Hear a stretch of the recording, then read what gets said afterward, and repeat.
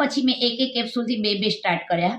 એનાથી મને એટલું રિઝલ્ટ કે અત્યારે મને ઘૂંટણ તો નથી દુખતા, પ્લસ મને ખબર નથી મારી આંખોના પડદા બહુ જ નબળા છે, કારણ કે મારો ભાઈ ઓફ થઈ ગયો, મમ્મી ઓફ થઈ ગઈ. મેં ઓલરેડી મેં 2 ઓપરેશન કરાયા, પાટણ કરાયું.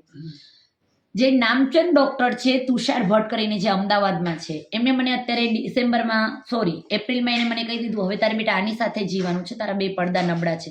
એકમાં મેં મલ્ટીફોકસ લેન્સ, જે કહેવાય કે 55,000નો અમેરિકન લેન્સ છે, એ ફિટ કરાવ્યો. પછી કોરોના પછી મેં બીજો ઇન્ડિયન લેન્સ ફિટ કરાવ્યો, કારણ કે ડૉક્ટરનું કેવું એમ છે તારી નાની એજ છે, આ સૂટ નહીં કરતો, આ સૂટ. હવે તો એમ જ કીધું પડદા જ નબળા છે, હવે મારે કરવાનું શું, કંઈ દેખાતું નહોતું. હવે જીવન આવી રીતે વિતાવવાનું. મારી એજ છે 38 યર્સ. હવે હું રડતી હતી, કારણ કે મેં તો ઘૂંટણ માટે જ લીધું હતું આમની પાસે. એમ કરતાં કરતાં મને આંખોની રોશની આવી ગઈ, મને ખબર નથી પડી. 600 બીમારીમાં કામ કરે છે. આ તો હું એકદમ મોબાઈલમાં કંઈક વાંચતી હતી, તો મને એમ થયું મને આટલું નાનું અક્ષર કેવી રીતે દેખાય છે. મને એમ થયું કે હું એક સપનું તો નથી જોતી ને. ફરીથી મેં બીજી વાર આમ કર્યું. પહેલાં મારે ઝૂમ કરીને જોવું પડતું હતું, ઉપરથી મેં નાનું કર્યું, ક્રોપ કર્યું, તો મને બધું દેખાવા લાગ્યું. ત્યારે એમ વિચાર કરું કે એક બોટલની અંદર મને આટલું રિઝલ્ટ.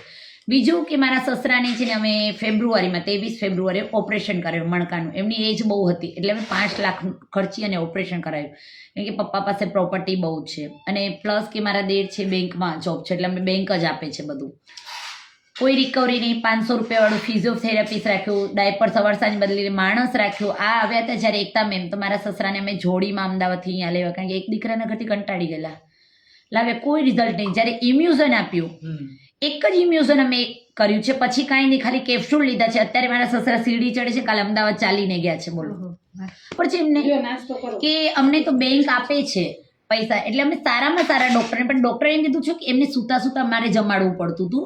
એ ડૉક્ટરે કીધું એ કોમામાં જશે, એની જગ્યાએ પોતે બેસીને જમી શકે, બાકી રિકવરી નહીં આવે. આ એ છે, કારણ કે એમના ફેફસા સિગરેટ પીને બધું જ ઓલું હતું. 6 મહિના અમને 500 રૂપિયા ફીસ દેવો અને 500 રૂપિયા માણસ રાખવાનો, અમને ક્યાં પોસાય. ગમે એટલી પ્રોપર્ટી તો ઇન્વેસ્ટર થવાની છે, તમે રોડ ઉપર આવી જાઓ આટલું કરાવો તો. પણ આજે જો મારા સસરા ગયા છે અમદાવાદ, હમણાં જ ગયા સન્ડે નહીં, મારો એક્સિડન્ટ થયો એટલે ગયા, નહીં એમને જવું જ નહોતું મારા ઘરથી.